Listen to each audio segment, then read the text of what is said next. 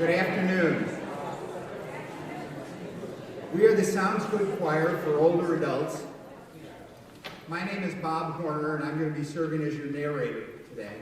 I'm substituting for our founder of our organization, Jonathan Miller, who's down with COVID right now, doing well. So please take a moment to silence your cell phones.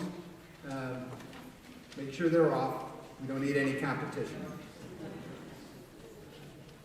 We are directed today by Paul Langford, and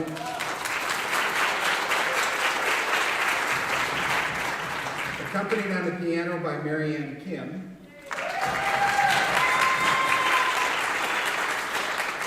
And we're definitely keeping this train on the tracks with the help of Judy Ball and Laura Mandel, our choir masters.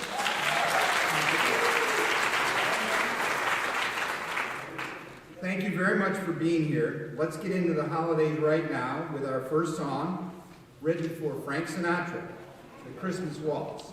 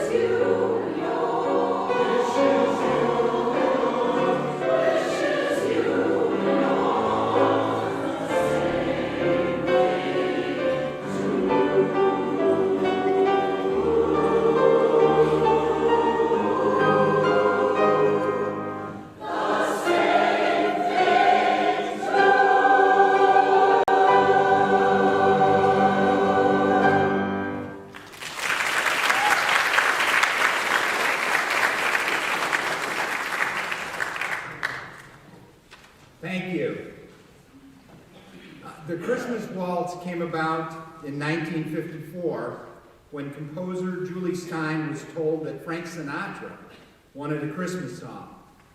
This task was daunting to Styne's writing partner, the lyricist Sammy Cahn, who said basically, how do you compete with White Christmas? But Styne already had a tune in his head, and so Cahn wrote new words to that tune. And as you just heard, all's well that ends well. Now let's go back in time about 250 years. For our next song, American William Billings was the foremost musician among a group known as Yankee Tunesmiths. These composers wrote music for amateur choirs and would go around New England leading gatherings called singing schools. Local people would pay to attend singing school, which helped the composers make a living. The singers would enjoy both social and singing time with their fellow townspeople. You had to bring your own candles so that you could see your music. The words of this carol, A Christmas Canticle, will likely be familiar to you. The catchy tune by William Billings is arranged with piano by contemporary composer Tom Fettke. Enjoy.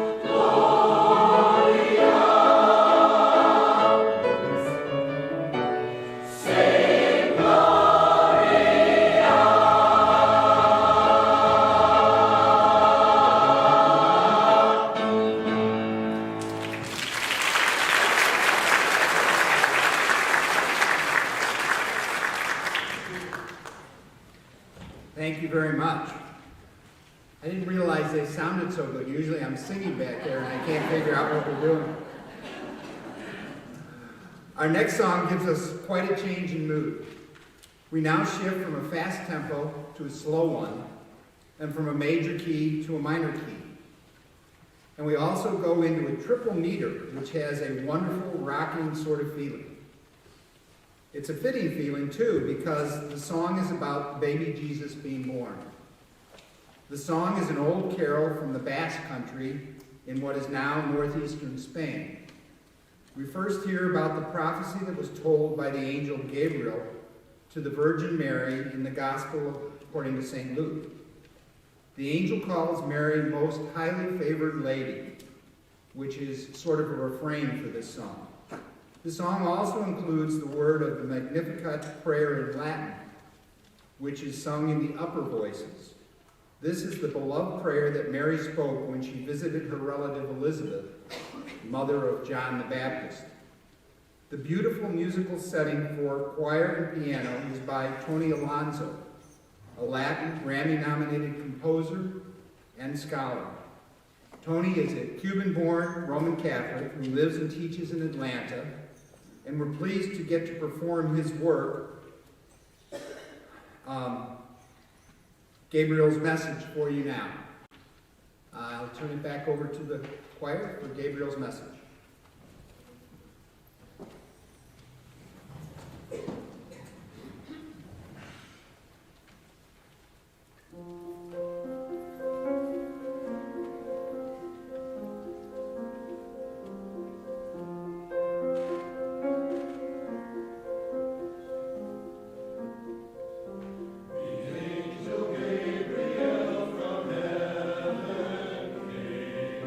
With wings as red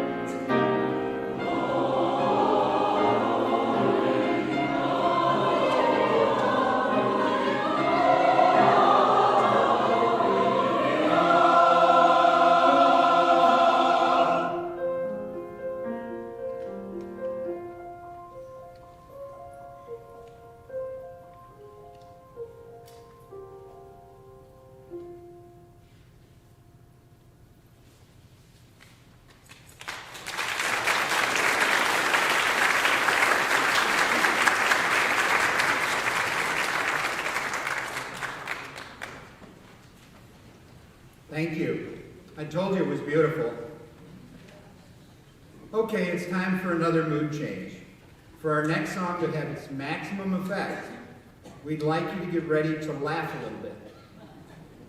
Take a moment right now and giggle with the person next to you. Go ahead, do it.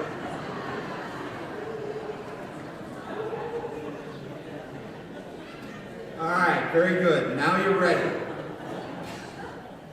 In the late 1590s, singer and composer Thomas Morley was living and working in London. Morley was a contemporary of Shakespeare. He even set Shakespeare's words to music and was one of the most celebrated and prolific composers in a style known as the English madrigal. Taking inspiration from the madrigal style that was popular in Italy, Morley and his colleagues wrote lyrics mostly about love and merriment with music that was fun to sing. Well, it's still fun to sing. For little extra fun, Joseph Martin, who hails from Austin, Texas, took the music from Morley's famous madrigal, Sing, We, and Chant It, and wrote new words that talk about singing during wintertime. Listen closely, especially to the second verse, because Martin sounds like he knows a lot about Chicago's winters. Here we go with Winter is Calling.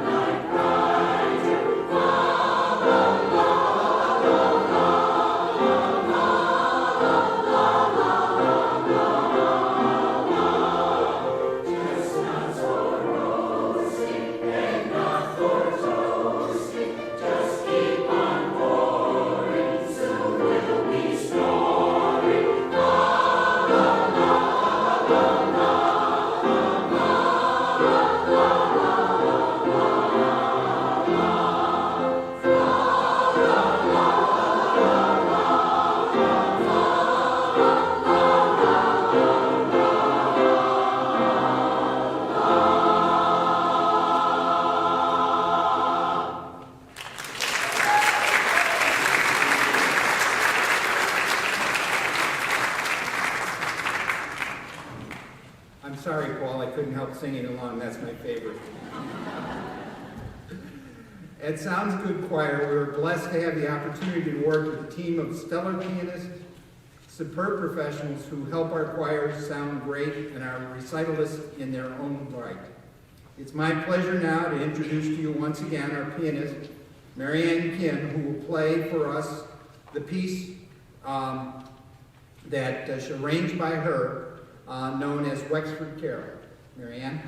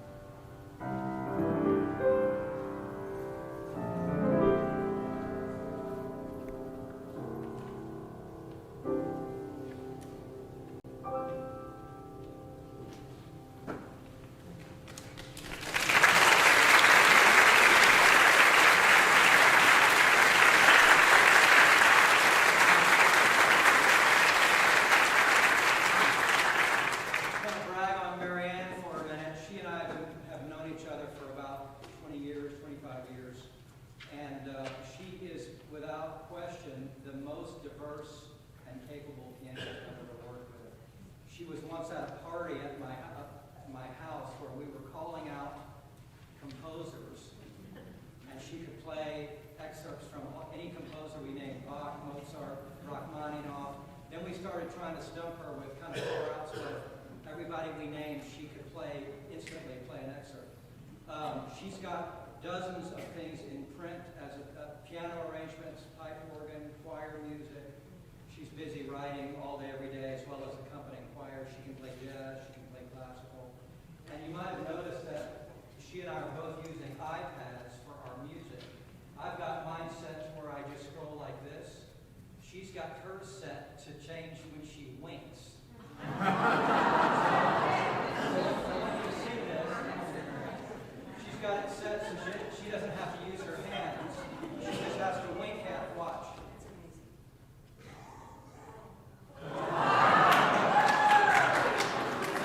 That way her hands don't have to come off the keyboard. Pretty cool, right? Over to you, Bob.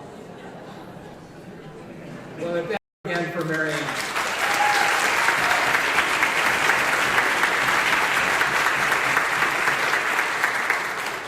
It's a real example of how the organization is able to bring very, very talented musicians to help us put our shows together and learn our music. I'm proud to be a member of the board and proud that we've got people like Paul and Mary Ann that are part of the organization. Now for our next song. We're going to resume the Christmas story with a song whose refrain is Alipun Katapun. It's a nonsense phrase, and it might have something to do with a loud booming sound like an explosion, or a sense like a French, or the sense like in French of Elaine, or go on. The original Spanish verses talk about the Virgin Mary walking through a dark mountain, and in similar carols, she's walking on the snow through a deep ravine, and so on. The idea is that she has a hard journey, and we need to sing to encourage her onward. Alipun, indeed. Our version of Alipun is by Ruth, Elaine, Schram, one of our favorite arrangers for choir. Enjoy.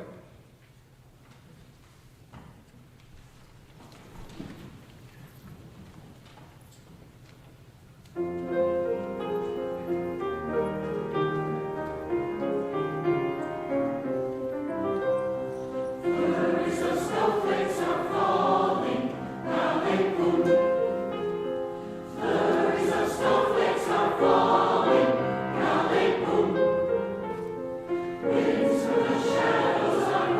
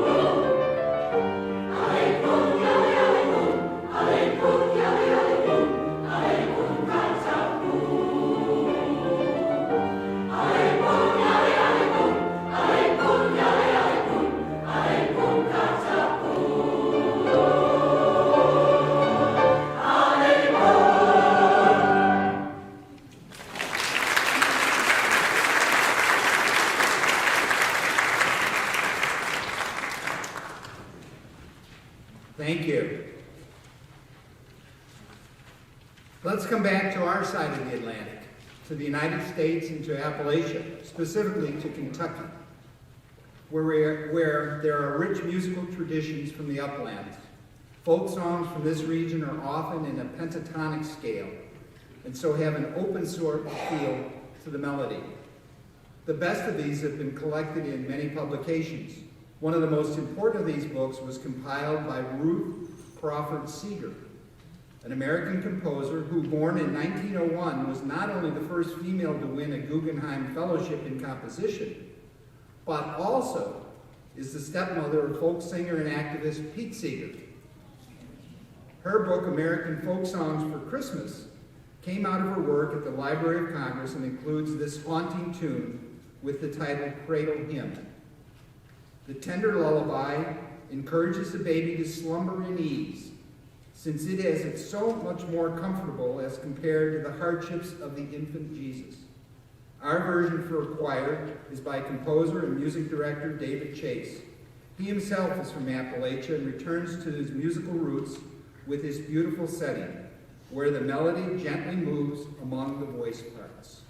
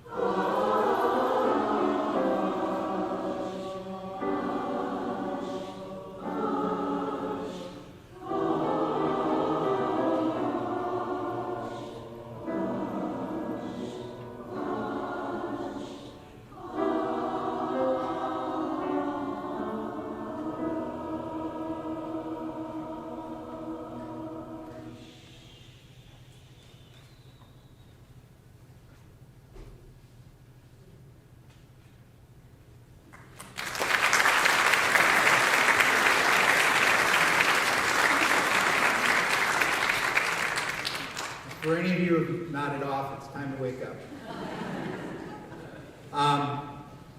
This is the first time I've had a chance to do these narrations. This is the part of the show that they usually give me to do. This is to tell you about the organization and what our plans are for the next session. Thank you for coming this afternoon, and thank you for listening to us and taking advantage of all the work that we've put in to get here. Without the audience, it wouldn't be worth it. Do you love to sing? Are you age 55 or better? Good. Join us in one of our 8 Sounds Good choirs. Our next session starts in January and culminates 15 weeks later with a big concert like this one. So come join us to meet new friends and stretch yourself musically while having fun, staying healthy, and being active. 2 of our 8 choirs serve people with early-stage memory loss and their care partners. Trained singing volunteers help people learn their music and make everyone feel welcome. Talk with our staff to see if one of those choirs is a good fit for you or someone you know. Many people who come to our concerts are sometimes surprised to learn that we have no auditions. Isn't that amazing? It's true, no auditions. I'm a prime example. I joined the choir 4 years ago after not having sung outside the shower for 60 years. So you can see everyone is welcome, including you and me. The singers in Oak Park, where I normally sing, were so happy after our last concert that one of them, John Littman, waxed poetic. He wrote, "If you are about to retire, and some singing's your long desire, make sounds good your mission, there is no audition. Come join our wonderful choir."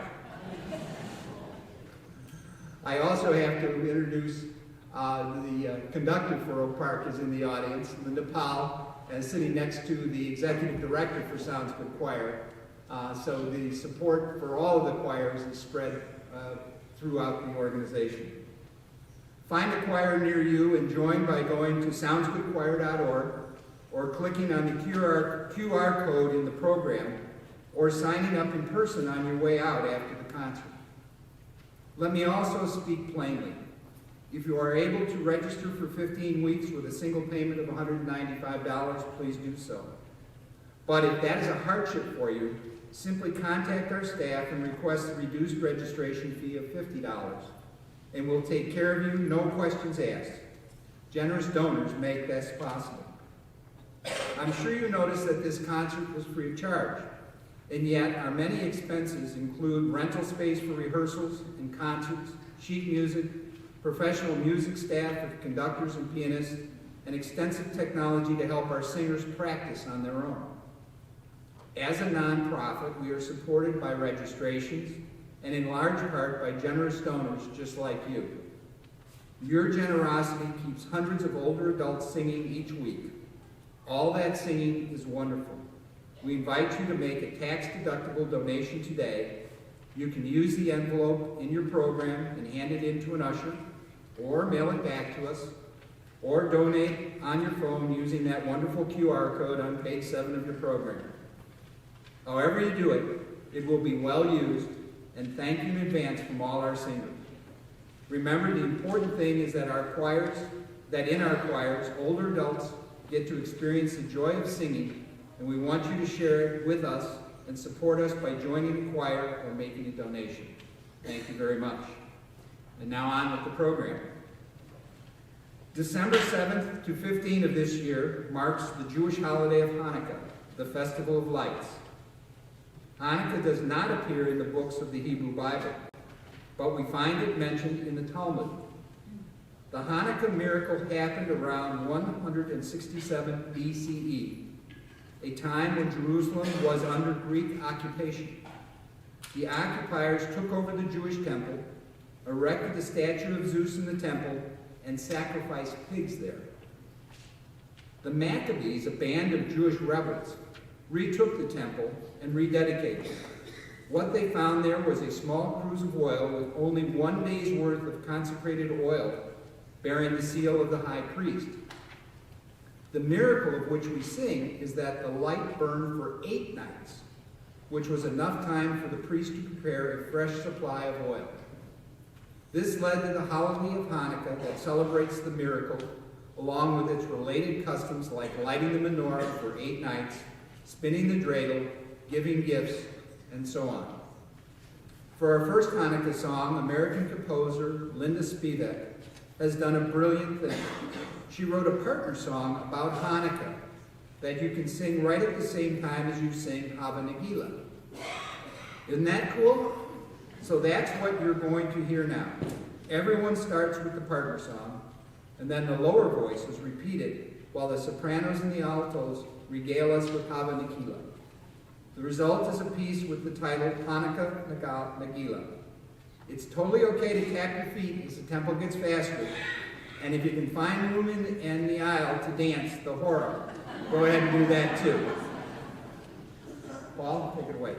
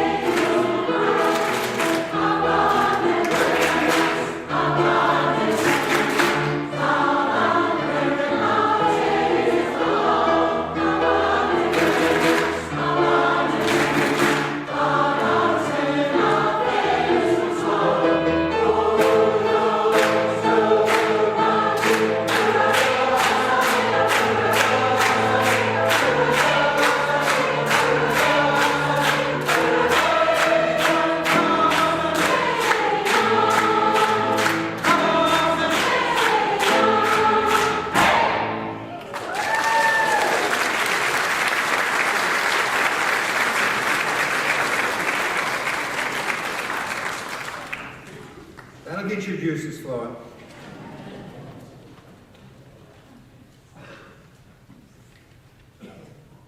Peter Yarrow is the tenor for the trio Peter, Paul, and Mary. In 1982, during the second wave of the trio's career, Yarrow wrote the song Light One Candle. He wrote it as a pacifist response to the Israeli-Lebanon war.